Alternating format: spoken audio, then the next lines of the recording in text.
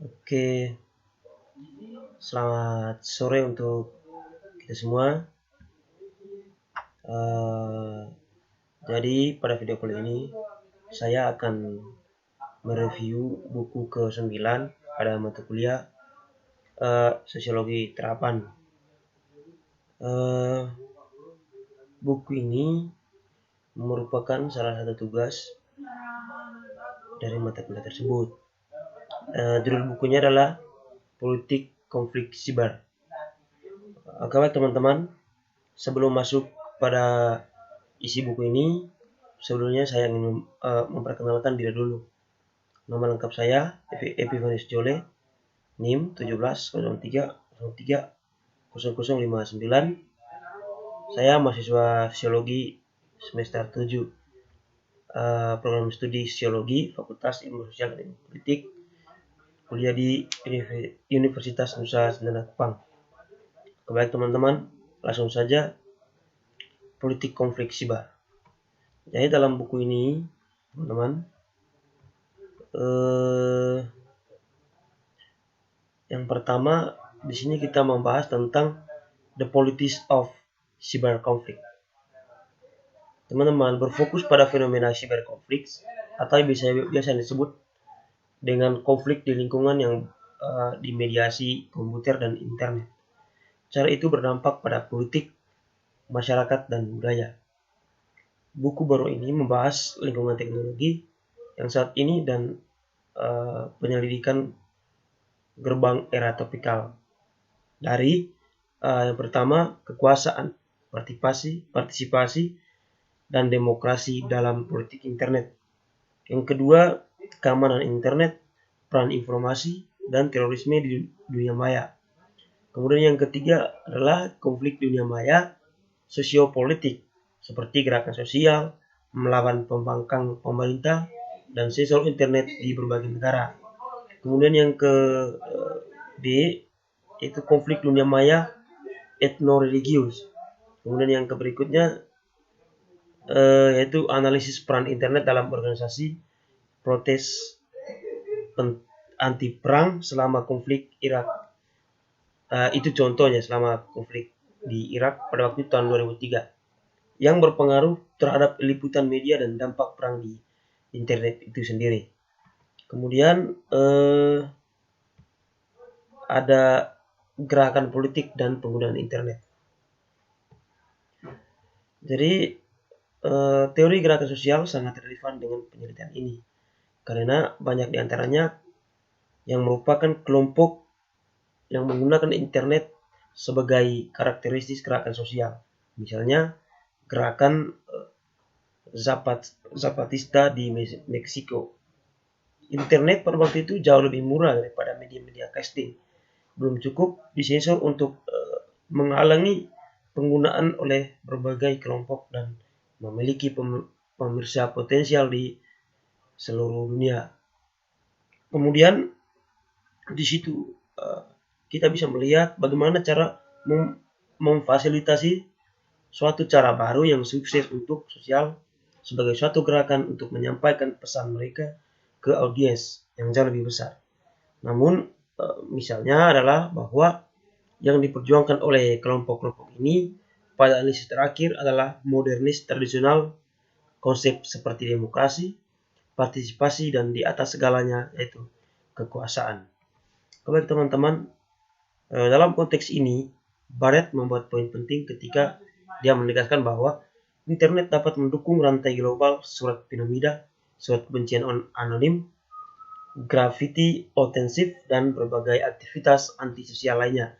Sama seperti pedagang yang curang diberikan potensi untuk beroperasi data havens. Demikian pula agitator politik dan bahkan teroris tempat berlindung untuk mengkritik kebijakan pemerintah, baik milik kita sendiri atau milik orang lain. Dalam naungan Inggris, itu dapat dilindungi oleh FTP, Anonymous Server, dengan artikel lintas posting yang rumit, atau dengan menggunakan akses dial ke beberapa mesin di negara lain. Pada awal tahun 1996 misalnya, Rencana pendirian Angkatan Darat di Inggris di Irlandia Utara diterbitkan di internet. Jadi teman-teman, cara kerja internet itu sangat luas konteksnya. Jadi dia tidak terpaku pada satu objek saja, tetapi berbagai macam objek. Seperti perkembangan penyebaran berita sebagai pengganti media massa. Kemudian ada lagi bisa terjadi perdagangan di situ, atau berbagai macam hal yang dalam terjadi di situ. Kemudian ada poin yang berikutnya, itu politik internet. Di dalamnya mencakupi demokrasi, partisipasi, dan kekuasaan. Demokrasi adalah politik internet. Demokrasi dalam politik internet, yaitu untuk membahas hubungan antara demokrasi dan internet. Itu akan berguna untuk memasukkan konseptualisasi istilah demokrasi sebelum kita menerapkan teori politik demokrasi untuk penelitian internet.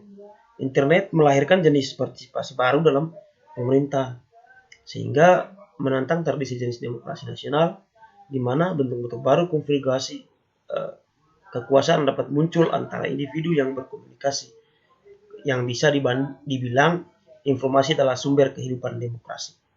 Dengan mengingat hal ini, dapatkah kita berbicara tentang politik baru di internet atau demokrasi adalah istilah tradisional yang dibiarkan tidak berubah oleh realitas postmodern media baru, demokrasi?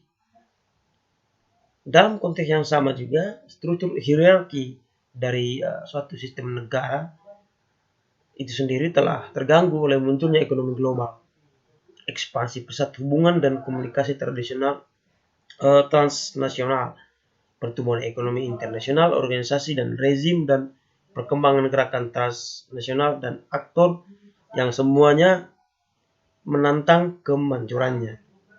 Dengan penyebaran internet, di sana adalah ruang lingkup lokalisme internet internasional baru yang menemukan ekspresi dalam virtual komunitas. Kemudian ada juga poin yang berikutnya, yaitu konflik dunia maya etno-religius, yang terdiri dari yang pertama yaitu afiliasi etnis, agama, sovinisme, identitas nasional. Kemudian yang kedua ada wacana inklusi dan eksklusi. Kemudian yang ketiga, perang informasi, penggunaan internet sebagai senjata, propaganda, dan alat mobilisasi. Kemudian yang keempat yaitu tergantung pada resolusi konflik hukum, karena organisasi terdapat jumlah masalah dalam partai. Kemudian ada distribusi kekuasaan, nilai-nilai, dan keyakinan. Internet dalam etno-religius konflik dunia maya menjadi medan pertempuran dan digunakan sebagai senjata oleh kedua belah pihak dan aksi skala penuh oleh ribuan anak muda, contohnya di Israel dan Palestina, yang terlibat baik email rasis dan instruksi yang beredar tentang cara menghancurkan email musuh situs web, atau biasa kita disebut dengan cara menyadap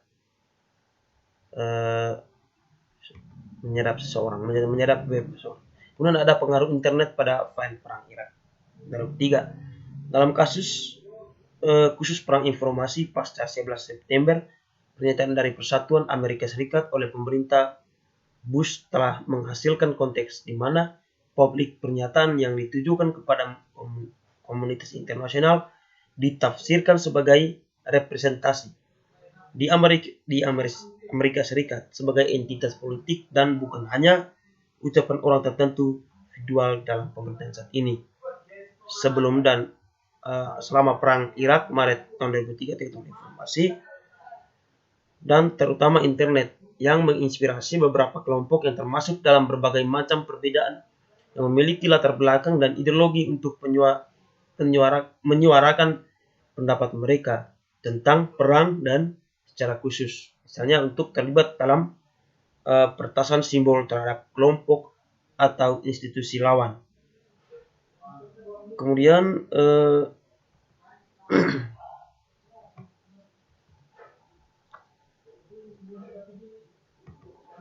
kita akan lanjut pada poin yang berikutnya, yaitu yang ke-F, yaitu pengaruh internet pada liputan media.